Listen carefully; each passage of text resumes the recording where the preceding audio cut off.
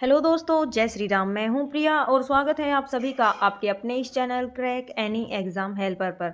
यहां पर आपके आरपीएफ के कुछ मोस्ट इंपोर्टेंट रिपीटेड क्वेश्चंस हैं। नंबर ऑफ क्वेश्चंस आपके 15 रहने वाले हैं और ये क्वेश्चंस हैं आपके आने वाले एग्जाम के अंदर।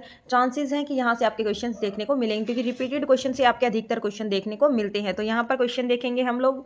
लौह व रक्त की नीति अपनाने वाला भारतीय सुल्तान कौन था? लौह व रक्त की नीति किस सुल्तान के द्वारा अपनाई गई थी? तो बलबन के द्वारा लौह व रक्त की नीति को अपनाया गया था। बॉक्साइट किस धातु का अयस्क है? तो एल्यूमिनियम का अयस्क है बॉक्साइट। एल्यूमिनियम के अगर आपसे सिंबल पूछे तो जो एल आपका होता है वो एल्यूमिनियम का सिंबल होता है। नोबेल पुरस्कार कितने क्षेत्रों के अंदर दिया जाता है? तो नोबेल पुरस्कार आपका 6 क्षेत्रों के अंदर दिया जाता है। कितने क्षेत्रों के अंदर? 6 क्षेत्रों के अंदर। भारत में सबसे ज़्यादा रेशम उत्पादित करता है कौन सा राज्य है जो सबसे ज़्यादा या सर्वाधिक रेशम का उत्पादन करता है? तो कर्नाटक जो है वो भारत के अंदर सर्वाधिक रेशम उत्पादित करता है। भारत का आखिरी अंग्रेजी वायसराय कौन था? Lord Mountbatten. यानी कि याद रखना, माउंटबेटन जो था वो आखिरी शासक था, वायसराय था। लेकिन अगर आपसे पूछे कि पहला वायसराय कौन था तो आपको कमेंट बॉक्स के अंदर इसका जवाब जरूर देना है। बहुत ईजी क्वेश्चन है कि भारत का प्रथम वायसराय कौन था। नेक्स्ट आपका क्वेश्चन, भारत में चंदन की लकड़ी के लिए प्रसिद्ध राज्य कौन से हैं? तो कर्नाटक और जो तमिलनाडु है, दोनों राज्यों को याद रखना। कर्नाटक और तमिलनाडु भारत में चंदन की लकड़ी के लिए प्रसिद्ध राज्य हैं। नेक्स्ट क्वेश्चन है आपका, करो या मरो का नारा किसने दिया था? गांधी जी ने करो या मरो का नारा दिया था। किस टाइम पर दिया था? तो भारत छोड़ो आंदोलन 1942 के टाइम पर दिया था। संघ शासित प्रदेश दादर और नगर हवेली भारत के किन दो राज्यों के बीच में स्थित है? तो दादर और नगर हवेली आपकी गुजरात और महाराष्ट्र के मध्य स्थित है। दादर और नगर हवेली आपकी गुजरात और महाराष्ट्र राज्य के मध्य में स्थित है। नेक्स्ट क्वेश्चन है, कन्याकुमारी शहर बसा है तो कौन से राज्य के अंदर कन्याकुमारी शहर बसा है? तो आपके तमिलनाडु के अंदर। केंद्रीय मत्स्य इंस्टीट्यूट ऑफ टेक्नोलॉजी कहाँ पर स्थित है? तो एर्नाकुलम कहाँ पर है? केरल के अंदर। एर्नाकुलम के अंदर आपका केंद्रीय मत्स्य इंस्टीट्यूट ऑफ टेक्नोलॉजी स्थित है। नेक्स्ट है, बीजक किसकी रचना थी? तो बीजक किसके द्वारा लिखी गई थी? कबीरदास के द्वारा लिखी गई थी आपकी बीजक। प्रथम बार केंद्र में गठित गैर कांग्रेसी सरकार का प्रधानमंत्री कौन था? तो मोरारजी देसाई जो थे वो पहली बार केंद्र में गठित गैर कांग्रेसी यानी कि जो कांग्रेस नहीं थी उसका आपका प्रधानमंत्री बना था। नेक्स्ट आपका, प्रथम बार केंद्र में गठित गैर कांग्रेसी सरकार का प्रधानमंत्री कौन था? तो मोरारजी देसाई प्रथम बार पहली बार केंद्र में गठित गैर कांग्रेसी सरकार के प्रधानमंत्री थे। राज्यसभा के प्रथम सभापति कौन थे? तो डॉक्टर सर्वपल्ली राधाकृष्णन जो है वो राज्यसभा के प्रथम सभापति थे। भारत के किस प्रधानमंत्री को संसद का सामना नहीं करना पड़ा? चौधरी चरण सिंह को संसद का सामना नहीं करना पड़ा। समाधि इनकी किशन घाट है। नेक्स्ट है आपका, संविधान की प्रस्तावना में हमारे देश को क्या नाम दिया गया है? तो संविधान की प्रस्तावना में हमारे देश को भारत और इंडिया कहा गया है।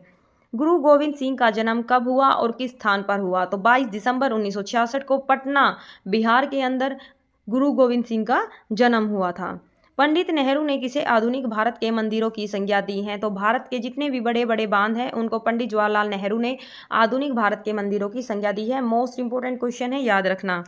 नेक्स्ट है, महाकालेश्वर का ऐतिहासिक मंदिर किस शहर में है? उज्जैन मध्य प्रदेश के अंदर आपका महाकालेश्वर का ऐतिहासिक मंदिर स्थित है।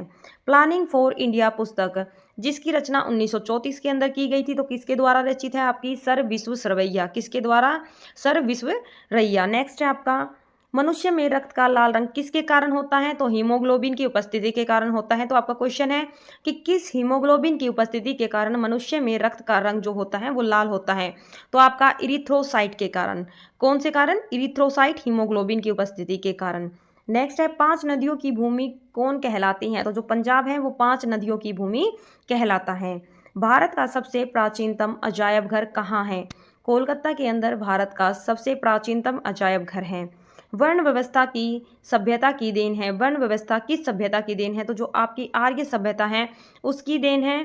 क्या? वर्ण व्यवस्था। श्री भागवत गीता का अंग्रेजी अनुवादन किसके द्वारा किया गया था? तो जॉन विल्किंस के द्वारा श्री भगवत गीता का अंग्रेजी के अंदर अनुवाद किया गया था। भारत में सिजदा और पैबोस शुरू करने वाला सुल्तान कौन है? तो जो बलबन था वो भारत के अंदर सिजदा और पैबोस की प्रथा को स्टार्ट किया था। सिजदा का क्या मतलब है आपका? सिजदा का मतलब है सर को झुकाना और पैबोस का मतलब है पैरों को चूमना। क्वेश्चन नंबर 26 है आपका, एक लाइन दे रखी है कि ये जो आपकी पंक्ति है ये किसके द्वारा कही गई थी। मध्य रात्रि की चकोर पर जब सागर सोता है, भारत अपने जीवन में स्वतंत्रता के लिए जाग उठेगा। मध्य रात्रि की चकोर पर जब सागर सोता है तब भारत अपने जीवन में स्वतंत्रता के लिए जाग उठेगा। तो ये जो लाइन है आपकी पंडित जवाहरलाल नेहरू के द्वारा कही गई थी। किसके द्वारा? पंडित जवाहरलाल नेहरू के द्वारा। नेक्स्ट क्वेश्चन है, वर्तमान समय में पांचाल किस नाम से जाना जाता है? तो जो पंजाब है उसको प्राचीन नाम में पांचाल कहा गया था।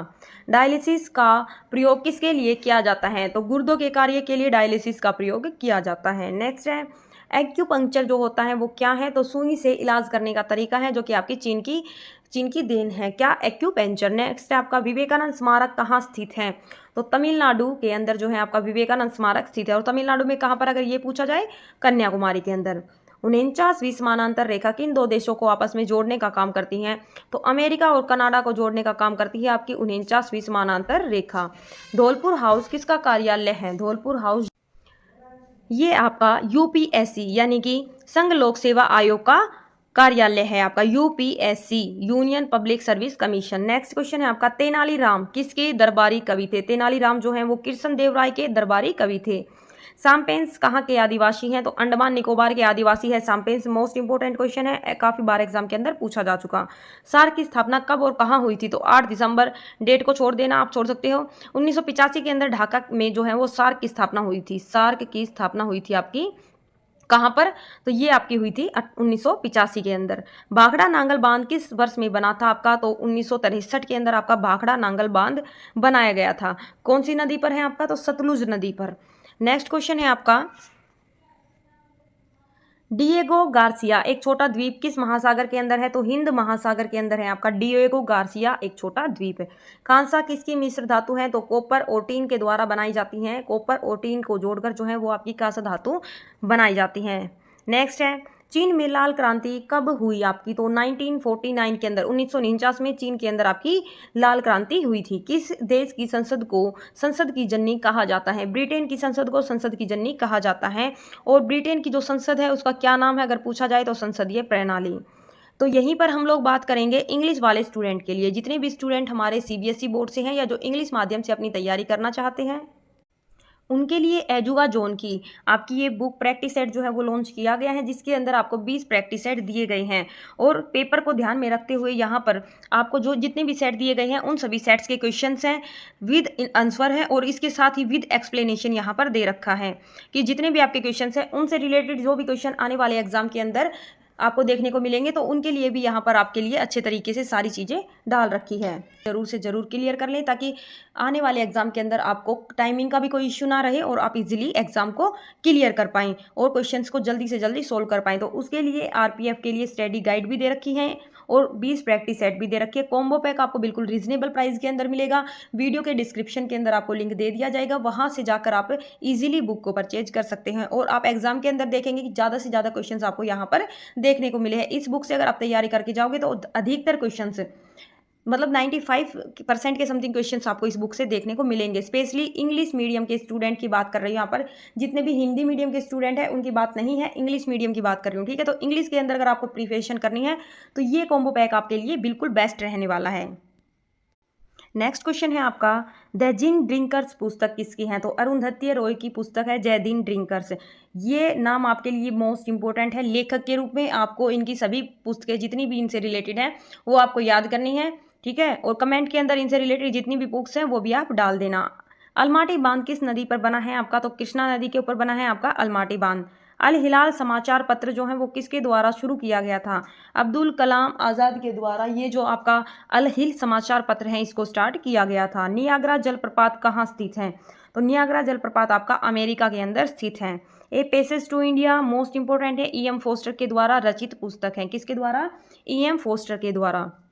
गुरु गोविंद सिंह की मृत्यु के बाद जो सिखों का नेतृत्व है वो किसके द्वारा किया गया था? तो तेग बहादुर के द्वारा जो है वो गुरु गोविंद सिंह की मृत्यु के बाद सिखों की तरफ से आपका नेतृत्व किया गया था। किसके द्वारा? बंदा बहादुर के द्वारा।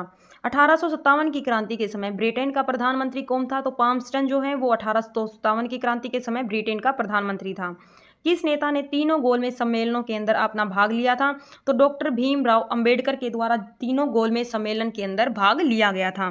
क्वेश्चन नंबर नेक्स्ट है आपका, सर्वप्रथम किस महिला ने बौद्ध धर्म को ग्रहण किया था? तो गौतमी जो है उन्होंने सबसे पहले, जो मौसी थी बुद्ध की, उन्होंने सबसे पहले बौद्ध धर्म को ग्रहण किया था। दूसरे नंबर पर नंदा और तीसरे नंबर पर यशोधरा।